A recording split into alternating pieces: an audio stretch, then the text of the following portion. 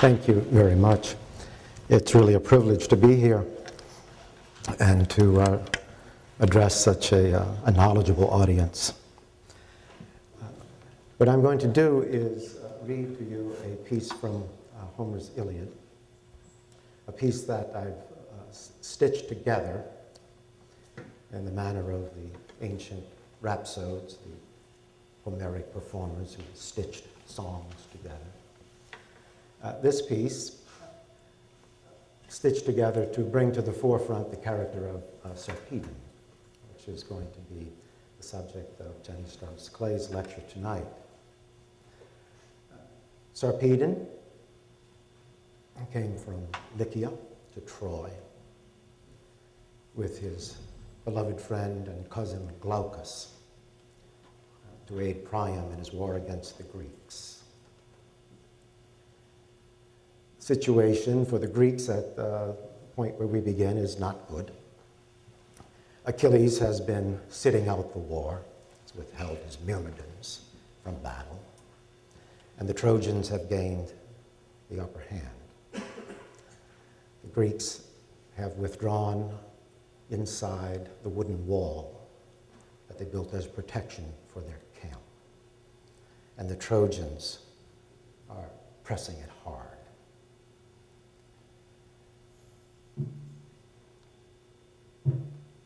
For all this, though, Hector and his Trojans would never have broken the barred gate had not Zeus roused his own son, Sarpedon, against the Greeks as a lion against cattle. Sarpedon held before him a perfect shield, its bronze skin hammered smooth by the smith, who had stitched the leather beneath with gold all around the rim. Holding this shield and brandishing two spears, Sarpedon advanced. The mountain lion has not fed for days, and it's hungry and brave enough to enter the stone sheep pen and attack the flocks. Even if he finds herdsmen on the spot with dogs and spears to protect the fold, he will not be driven back without a try. And either he leaps in and seizes a sheep, or is killed by a spear, as human heroes are. Godlike Sarpedon felt impelled to rush the wall and tear it down. He turned to Glaucus and said, "Glaucus, you know how you and I have the best of everything in Lycia? Seats, cuts of meat, full cups, everybody looking at us as if we were gods. Not to mention our estates on the Xanthus, fine orchards, and riverside wheat fields. Well, now we have to take our stand at the front, where all the best fight, and face the heat of battle, so that many an armored Lycian will say, so they're not inglorious after all, our Lycian lords who eat fat sheep and drink the sweetest wine. No, they're strong and fight with our best." Oh, my friend, if you and I could only get out of this war alive and then be immortal and ageless all of our days, I would never again fight among the foremost or send you into battle where men win glory. But as it is, death is everywhere, in more shapes than we can count. And since no mortal is immune or can escape, let's go forward, either to give glory to another man or get glory from him. Thus Sarpedon. Glaucus nodded, and the two of them moved out at the head of a great nation of Lycians. Menestheus, Peteus' son, saw them and shuddered, for they were advancing toward his part of the wall and bringing ruin with them. Menestheus looked along the wall for a Greek captain who would be able to avert this disaster. He saw both Ajaxes, who never seemed to tire, and Teucer, who had just come from his hut. They were near enough, but there was no way to make a shout reach them, not with all the noise filling the air, the crash of shields and helmets and the pounding on the gates, which were all closed now, and before each one of which the enemy stood, trying their best to break them and enter. So Mnestheus turned to the herald, the Otes. Run through Otes, call Ajax, or better yet, call both of them. All hell is going to break loose here. The Lycian leaders are bearing down on us, and they've been awfully tough in the big battles. The fighting is too heavy for them both to come. At least get Telamoni and Ajax here. And Teucer, too, who's good with a bow. The herald was off, running along the wall until he came to the two Ajaxes, to whom he said, My lords Ajax, captains of the Achaeans, the son of Peteus, nurtured of Zeus, bids you come make a stand, however briefly, in the battle there. Both of you would be best, since all hell is going to break loose there. The Lycian leaders are bearing down on us, and they've been awfully tough in the big battles. If the fighting is too heavy for both of you to leave, at least let Telamoni and Ajax come, and Teucer too, who is good with a bow. Telamoni and Ajax heard the herald out and said to his Oilian counterpart, Ajax, stay here with Lycomedes and keep these Danaans in the fight. I'm going to make a stand over there. When I've helped them out, I'll come back here.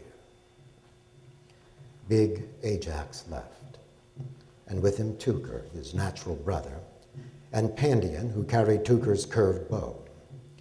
Moving along the inside of the wall, they came to Mnestheus' sector and to men hard-pressed.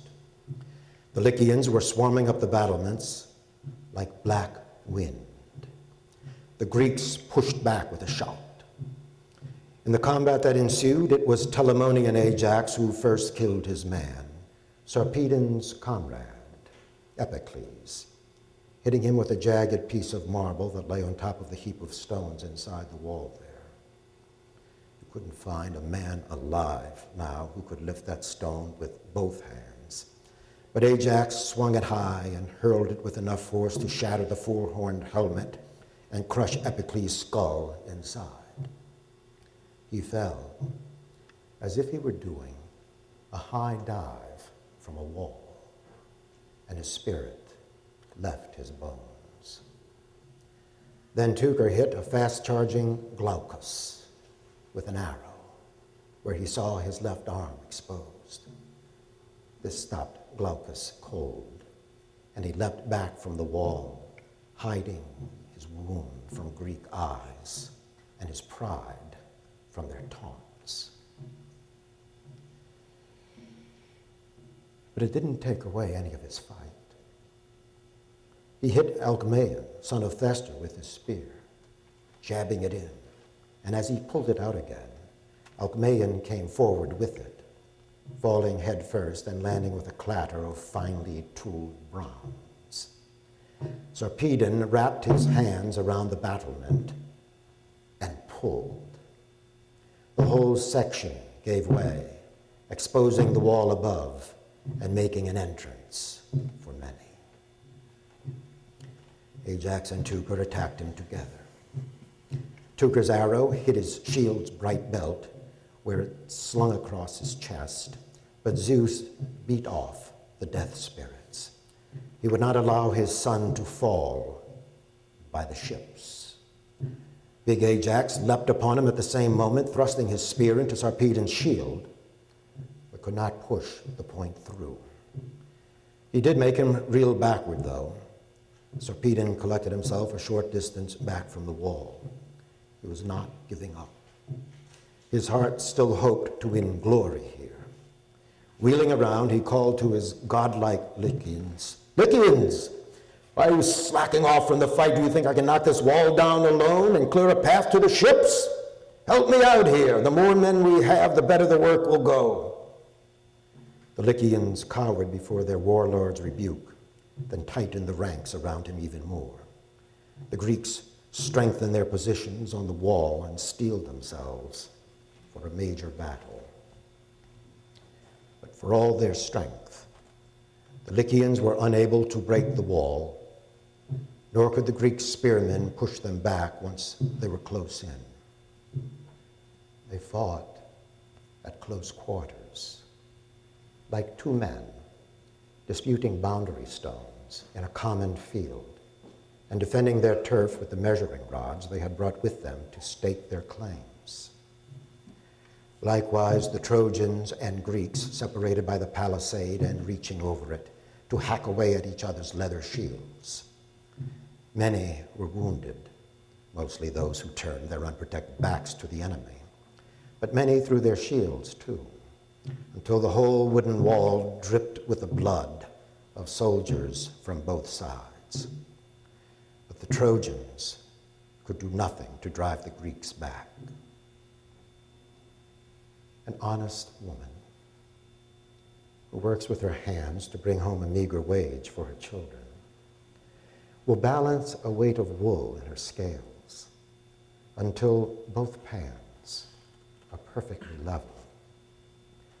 So too, this battle, until Zeus exalted Priam's son, Hector, first to penetrate the Achaean wall.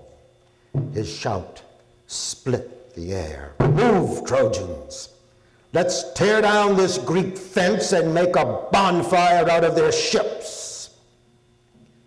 They heard him all right and swarmed right up the wall, climbing to its pickets with spears in their hands, while Hector scooped up a stone that lay by the gates, a massive boulder tapering to a point.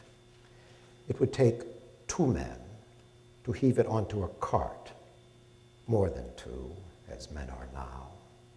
But Hector handled it easily alone.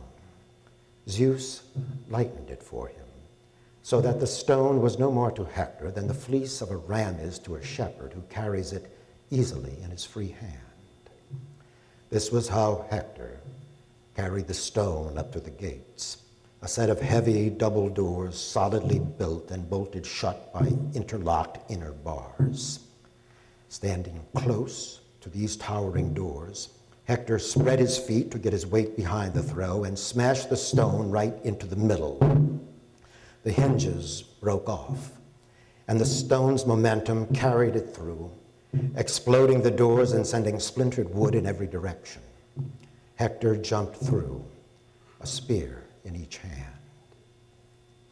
His face was like sudden night, and a dark gold light played about the armor that encased his zealous bones. No one could have stopped him except the gods in his immortal leap through the ruined gate, and his eyes glowed with fire. Wheeling around in the throng, Hector called to his Trojans, who needed no persuasion, to scale the wall. Those who couldn't swarmed through the gate.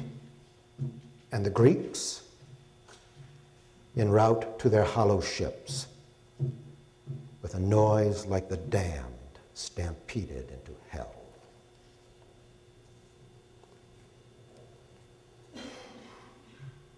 Hector had begun to make good his threat to burn the Greek ships, when Patroclus came to Achilles and stood by him, weeping. His face like a sheer rock where the goat trails end, and dark spring water washes down the stone. Achilles pitied him and spoke these feathered words. "What are all these tears about, Patroclus? You're like a little girl pestering her mother to pick her up, pulling at her hem as she tries to hurry off and looking up at her with tears in her eyes until she gets her way. That's what you look like, you know. You have something to tell the Myrmidons or myself? Bad news from back home? Last I heard, Menoetius, your father, and Peleus mine were still alive and well. Their deaths would indeed give us cause to grieve. Or are you broken-hearted because some Greeks are being beaten dead beside our ships? They had it coming. Out with it, Patroclus. Don't try to hide it. I have a right to know." And with a deep groan, you said to him, Patroclus, "Achilles, great as you are, Don't be vengeful. They are dying out there. All of our best, or who used to be our best, they've all been hit and are lying wounded in camp. Diomedes is out, and Odysseus, a good man with a spear. Even Agamemnon has taken a hit. Eurypylus too, an arrow in his thigh. The medics are working on them right now, stitching up their wounds. But you are incurable, Achilles. God forbid I ever feel the spite you nurse in your heart. You and your damned honor. What good will it do future generations if you let us go down to this defeat in cold blood? Peleus was never your father, nor Thetis your mother. No, the gray sea spat you out onto crags in the surf with an icy scab for a soul. What is it? If some secret your mother has learned from Zeus is holding you back, at least send me out. Let me lead a troop of Myrmidons and light the way for our army. And let me wear your armor. If the Trojans think I'm you, they'll back off and give the Greeks some breathing space. What little there is in war. Our rested men will turn them with a shout and push them back from our ships to Troy. That was how Patroclus, like a child begging for a toy, begged for death.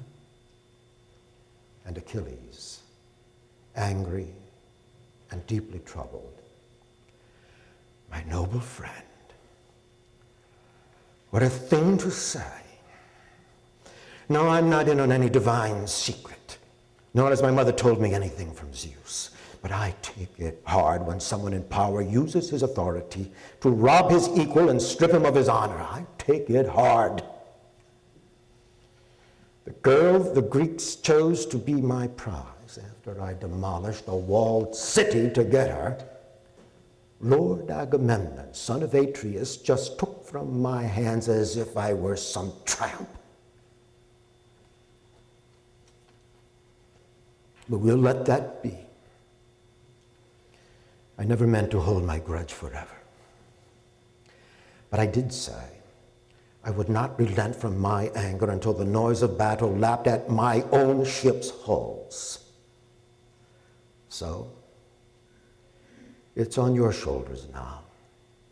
Wear my armor and lead our Myrmidons into battle. If it's true that a dark cloud of Trojans has settled in over the ships and the Greeks are hemmed in on a narrow strip of beach.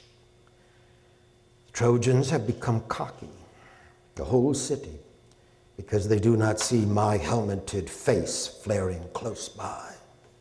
They would retreat so fast they would clog the ditches with their dead. If Lord Agamemnon knew how to respect me. As it is, they have brought the war to our camp. So Diomedes is out. It was his inspired spear work that kept the Trojans at arm's length. And I haven't been hearing Agamemnon's battle cry as much as I hate the throat it comes from. Only Hector's murderous shout, breaking like the sea over the Trojans, urging them on. The whole plain is filled with their whooping as they rout the Greeks. Hit them hard, Patroclus, before they burn the ships and leave us stranded here. But before you go, listen carefully to every word I say. Win me my honor, my glory and my honor from all the Greeks, and as their restitution, the girl Briseis and many other gifts. But once you've driven the Trojans from the ships, you come back, no matter how much Hera's thundering husband lets you win. Any success you have against the Trojans will be at the expense of my honor. And if you get so carried away with killing the Trojans that you press on to Troy, one of the immortals may intervene.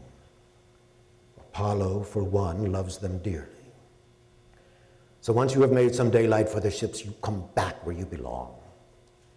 The others can fight it out on the plain. O Patroclus, I wish to Father Zeus and to Athena and Apollo that all of them, Greeks and Trojans alike, every last man on Troy's dusty plain, were dead, and only you and I were left to rip Iliad down, stone by sacred stone. And so Patroclus armed, putting on the bronze metalwork tailored to the body of Aeacus' swift grandson. The greaves trimmed with silver at the ankles, the corselet spangled with stars, the silver-studded sword, the massive shield, and the crested helmet that made every nod a threat. Meanwhile, Achilles toured the rows of huts that composed the Myrmidons' camp and saw to it the men got armed. Think of wolves, ravenous for meat. It is impossible to describe their savage strength in the hunt. But after they have killed an antlered stag up in the hills and torn it apart, they come down with gore on their jowls, and in a pack go to lap the black surface water in a pool fed by a dark spring. And as they drink, crimson curls float off from their slender tongues, but their hearts are still, and their bellies gorged. So too, the Myrmidon commanders, flanking Achilles' splendid surrogate. And in their midst stood Achilles himself, urging on the horses and the men. When he had the troops assembled by battalions, Achilles spoke to them bluntly. Myrmidons, I would not have a man among you forget the threats you have been issuing against the Trojans from the safety of our camp, while I was in my rage. All this time you have been calling me the hard-boiled son of Peleus, and saying to my face that my mother must have weaned me on gall, or I wouldn't keep my friends from battle. That, together with hints you'd sail back home, if all I was going to do was sit and sulk. Now, however, that there is a major battle to hold your interest, I hope that each of you remembers what it means to fight. The speech steeled their spirit. The Myrmidons closed ranks until there was no more space between them than between the stones a mason sets in the wall of a high house when he wants to seal it from the wind. Helmet on helmet, shield overlapping shield, man on man. So close the horsehair plumes on their bright crests rubbed each other as their heads bobbed up and down. And in front of them all, two men with one heart, Patroclus and Automedon, made their final preparations to lead the Myrmidons into war. But Achilles went back to his hut and opened the lid of a beautiful carved chest his mother Thetis had put aboard his ship when he sailed for Troy, filled with tunics and cloaks and woolen rugs. And in it too was a chalice that no one else ever drank from, and that he alone used for libation to no other god but Zeus. This chalice he now took from the chest, purified it with sulfur crystals, washed it with clear water, then cleansed his hands and filled it with bright red wine. And then he prayed, standing in his courtyard, pouring out the wine as he looked up to heaven. And as he prayed, Zeus in his thunderhead listened. Lord Zeus, God of Dodona, Pelasgian God who dwells afar in the snows of Dodona, with your barefoot priests who sleep on the ground around your sacred oak. As you have heard my prayer before and did honor me and smite the Achaeans, so too now fulfill my prayer. As I wait in the muster of the ships and send my Patroclus into battle with my men, send forth glory with him. Make bold the heart in his breast so that Hector will see that my comrade knows how to fight and win without me. And when he has driven the noise of battle away from our ships, may he come back to me unharmed. with all his weapons and men. Zeus, in his wisdom, heard Achilles' prayer and granted half of it. Yes, Patroclus would drive the Trojans back from the ships, but he would not return from battle unharmed. Achilles placed the chalice back in the chest and stood outside his hut. He still longed to see the grim struggle on Troy's windswept plain. The Myrmidons under Patroclus filed out and swarmed up to the Trojans. Boys will sometimes disturb a hornet's nest by the roadside, jabbing at it and infuriating the hive, the little fools, until the insects become a menace to all and attack any traveler who happens by, swarming out in defense of their brood. So too the Myrmidons.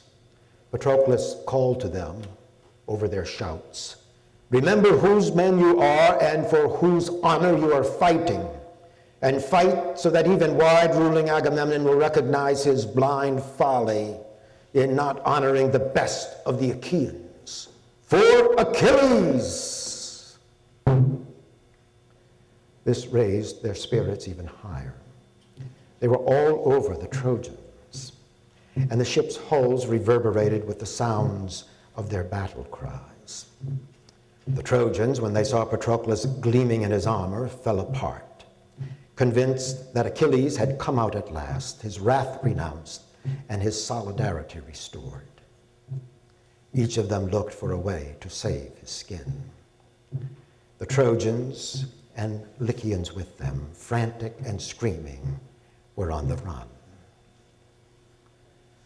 Sarpedon saw his comrades running, with their tunics flapping loose around their waists and being swatted down like flies by Patroclus. He called out, appealing to their sense of shame. "Why this sudden burst of speed, Lycian heroes? Slow down a little while I make the acquaintance of this nuisance of a Greek who seems by now to have hamstrung half the Trojan army." And he stepped down from his chariot in his bronze, as Patroclus, seeing him, stepped down from his. High above a cliff, vultures are screaming in the air as they savage each other's craws with their hooked beaks and talons. And higher still, Zeus watched with pity as the two heroes closed and said to his wife Hera, who is his sister too, "Fate has it that Sarpedon, whom I love more than any man, is to be killed by Patroclus. Shall I take him out of battle while he still lives and set him down in the rich land of Lycia? Or shall I let him die under Patroclus' hands?" And Hera, his lady, her eyes soft and wide, "Son of Cronos, what a thing to say! A mortal man whose fate has long been fixed, and you want to save him from rattling death? Do it. But don't expect all of us to approve. Listen to me. If you send Sarpedon home alive, you'll have to expect other gods to do the same and save their own sons. And there are many of them in this war around Priam's great city. Think of the resentment you will create. But if you love him and are filled with grief, let him fall in battle at Patroclus' hands. And when his soul and life have left him, send sleep and death to bear him away to Lycia, where his people will give him burial with mound and stone, as befits the dead." The father of gods and men agreed, reluctantly, but shed drops of blood as rain upon the earth in honor of his own dear son, whom Patroclus was about to kill on Ilion's rich soil, far from his native land. When they were close, Patroclus cast and hit not Prince Sarpedon, but his lieutenant Thrasymeles, a good man, a hard throw into the pit of his belly. Thrasymeles collapsed in a heap. Sarpedon countered and missed. His bright spear sliced instead through the right shoulder of Pedasus, Patroclus's trace horse. This faultless animal, though mortal, had kept pace with Achilles' mortal horses. He now gave one pained, rasping whinny, then fell in the dust. His spirit fluttered off. With the trace horse down, the remaining two struggled in the creaking yoke, tangling the reins. Automedon remedied this by drawing his sword and cutting loose the trace horse. The other two righted themselves and pulled hard at the reins, and the two warriors closed again in mortal combat. Sarpedon cast again. Another miss. The spear point glinted as it sailed over Patroclus' left shoulder without touching him at all. Patroclus came back, leaning into his throw, and the bronze point caught Sarpedon just below the rib cage, where it protects the beating heart. Sarpedon fell as a tree falls, oak or poplar or spreading pine, when carpenters cut it down in the forest with their bright axes to be the beam of a ship. And he lay before his horses and chariot, groaning heavily and clawing the bloody dust like some tawny, spirited bull a lion has killed in the middle of the shambling herd, groaning as it dies beneath the predator's jaws. So beneath Patroclus, the Lycian commander struggled in death. And he called his friend, Glaucus. It's time to show what you're made of and be the warrior you've always been, heart set on evil war. If you're fast enough, hurry, rally our best to fight for my body, all the Lycian leaders. Shame on you, Glaucus, until your dying day if the Greeks strip my body bare beside their ships. Be strong and keep the others going. The end came as he spoke, and death settled on his nostrils and eyes. Patroclus put his heel on Sarpedon's chest and pulled out his spear. The lungs came out with it, and Sarpedon's life. The Myrmidons steadied his snorting horses. They did not want to leave their master's chariot. Glaucus could hardly bear to hear Sarpedon's voice. He was so grieved that he could not save him. He pressed his arm with his hand. His wound tormented him. The wound he got when Teucer shot him with an arrow as he attacked the wall. He prayed to Apollo, Lord of bright distances, hear me. O Lord, wherever you are in Lycia or Troy, for everywhere you hear men in their grief, and grief has come to me. I am wounded, Lord, my arm is on fire, and the blood can't be staunched. My shoulder is so sore I cannot hold a steady spear, fight the enemy. Sarpedon is dead, my Lord, and Zeus will not save his own son. Heal my wound and deaden my pain, and give me the strength to call the Lycians and urge them on to fight and do battle myself about the body of my fallen comrade. Thus Glaucus' prayer, and Apollo heard him.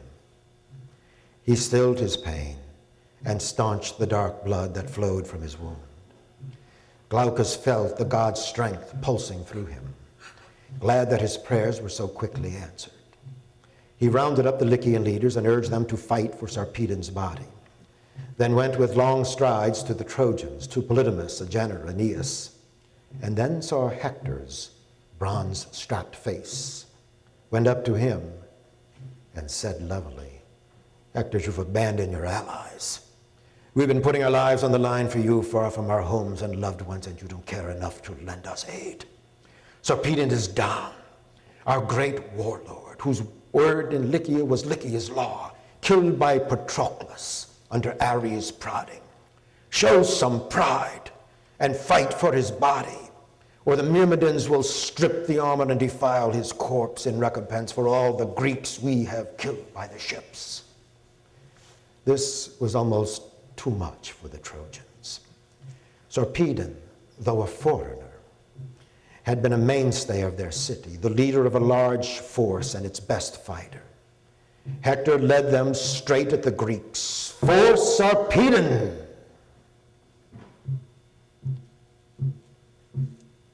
The plain of Troy thrummed with the sound of bronze and hide stretched into shields, and of swords and spears knifing into these. Sarpedon's body was indistinguishable from the blood and grime and splintered spears that littered his body from head to foot. But if you have ever seen how flies cluster about the brimming milk pails on a dairy farm in early summer, you will have some idea of the throng around Sarpedon's corpse. And not once did Zeus avert his luminous eyes from the combatants. All this time he looked down at them and pondered when Patroclus should die, whether shining Hector should kill him then and there in the conflict over godlike Sarpedon and strip the armor from his body, or whether he should live to destroy even more Trojans. And as he pondered, it seemed preferable that Achilles' splendid surrogate should once more drive the Trojans and bronze-helmed Hector back to the city and take many lives. And Hector felt it, felt his blood turn milky, and mounted his chariot, calling to the others to begin the retreat, that Zeus's scales were tipping. Not even the Lycians stayed. Not with Sarpedon lying at the bottom of a pile of bodies that had fallen upon him in this node of war. The Greeks stripped at last the glowing bronze from Sarpedon's shoulders, and Patroclus gave it to his comrades to take back to the ships. Then Zeus turned to Apollo and said, Sun God,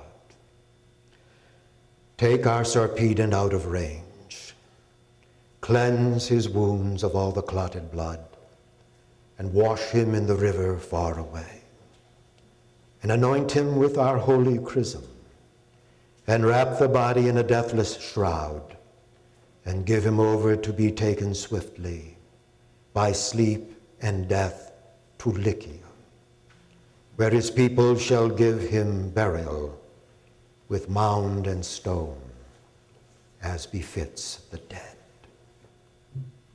And Apollo went down from Ida into the howling dust of war,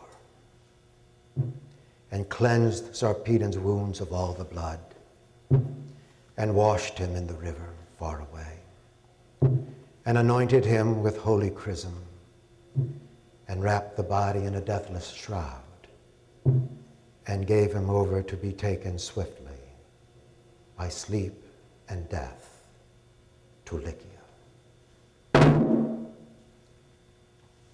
Thank you.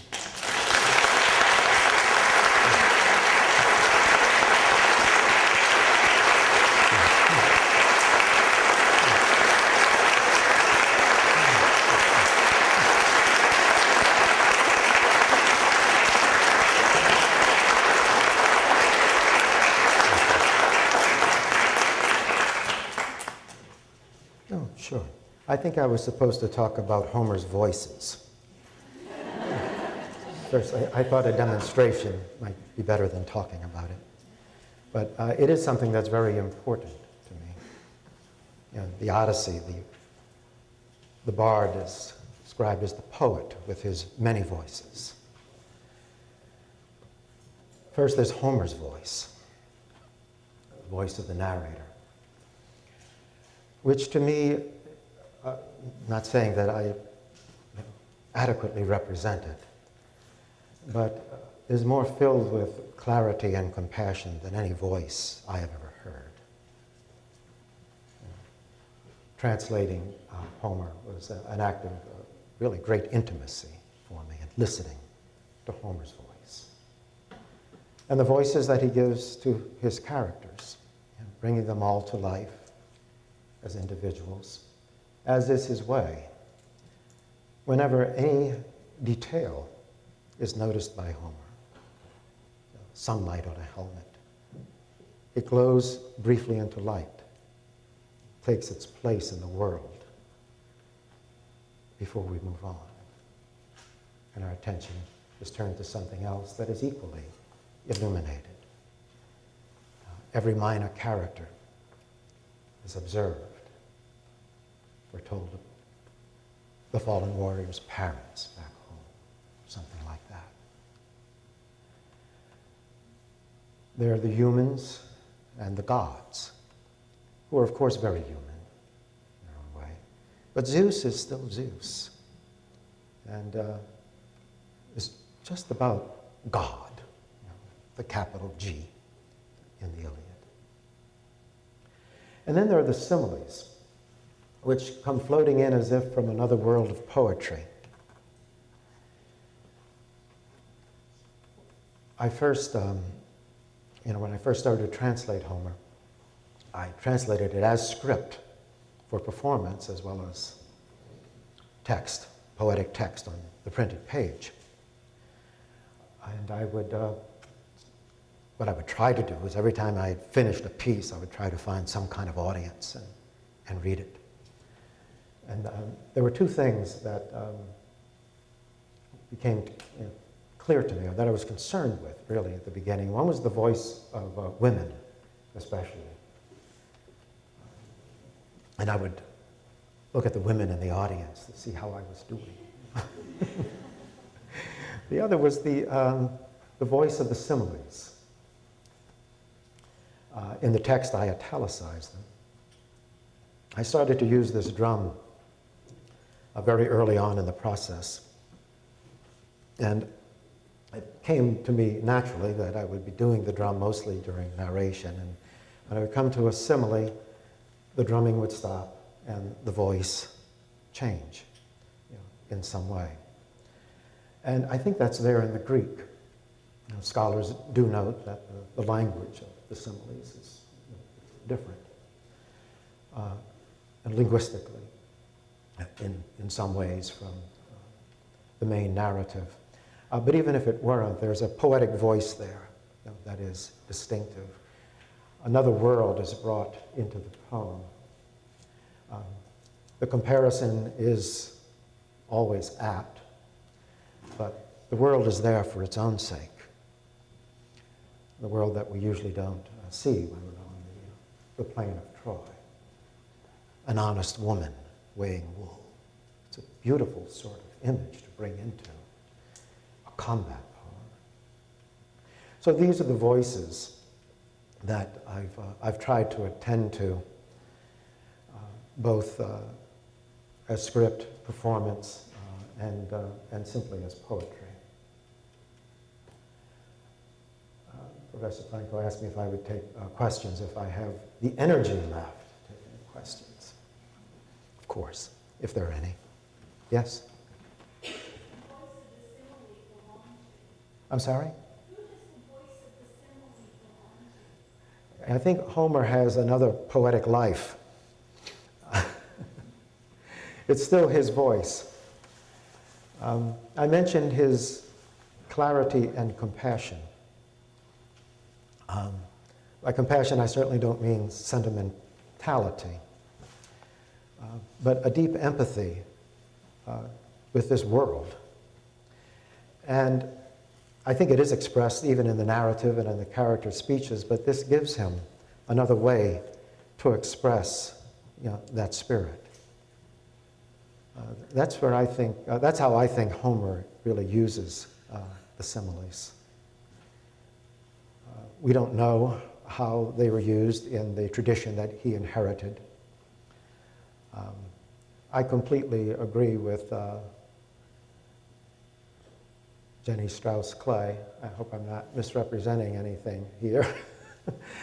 That there is the tradition that certainly has shaped this poem, but there is an individual poet in each of these poems. A very distinctive mind, I think. I think the same for Iliad and Odyssey, and certainly the poet of the Odyssey always has his eye on the Iliad, which is, I think, a point you make very well. So sensible. So we don't know how the similes were developed in that tradition, but I think that that's how Homer uses them. It's another mode that he wants to give voice to, besides serving its function as comparison in the poem. But they so much have a life of their own. Sometimes you even lose the point of comparison. I like the question.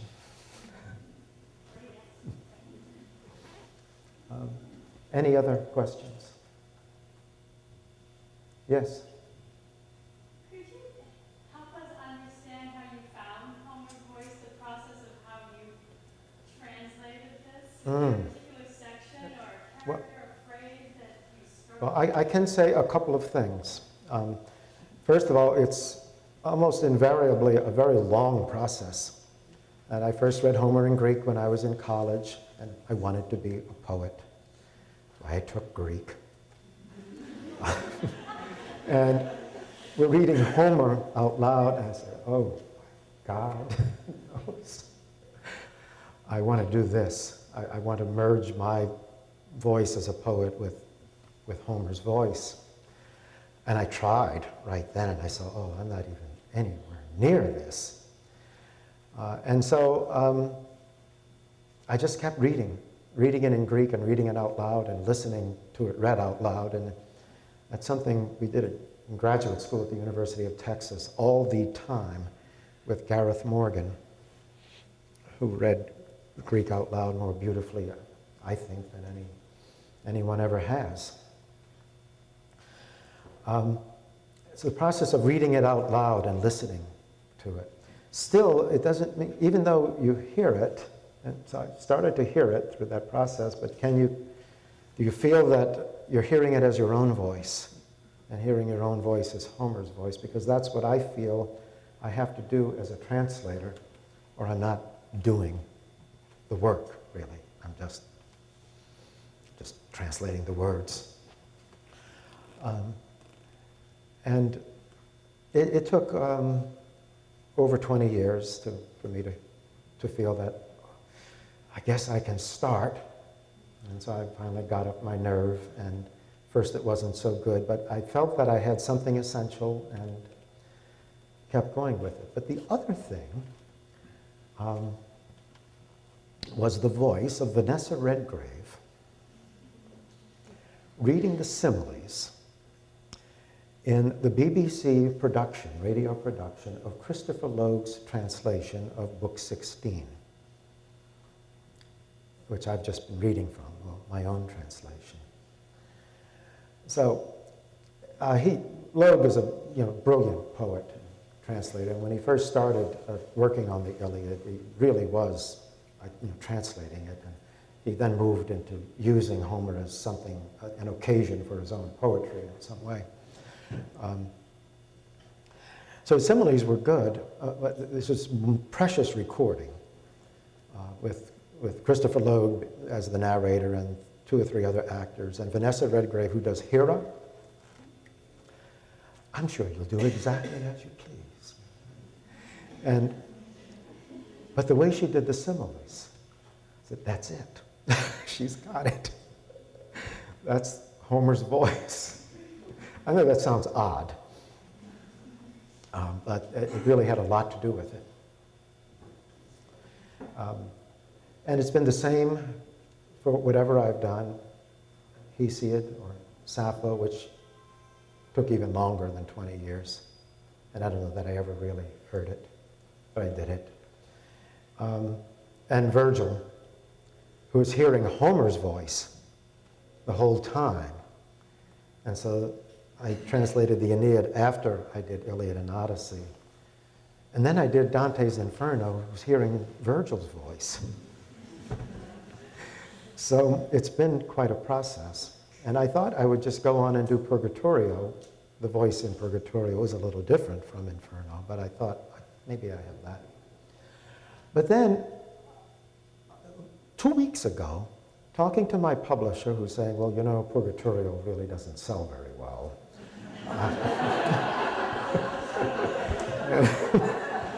And we really do need an Ovid's Metamorphoses. I said, people always want me to translate Ovid's Metamorphoses, but Ovid has no soul. I can't do it. Well, first they wanted me to do Gilgamesh, but I don't do Akkadian, and you know. And I don't believe in translating stuff that I can't read myself. People do that, but I don't think it's good. And so I said, okay, I'll try. And I went home. That was Friday night, and by Sunday night I had done the first 400 lines of Metamorphoses 1 and absolutely loved it. This thing is Ovid's easy. You know? But I kind of felt that this is the only time I felt that I was just able, hadn't ever tried to do Ovid. You know? So I don't know why that is, and I can't explain it, but I guess I'm going to do Ovid's Metamorphoses now. That was a long answer to your question, I'm sorry. Anything else? Oh, it is getting late. The sun is setting in the west, and we should think of food and drink. Thank you very much.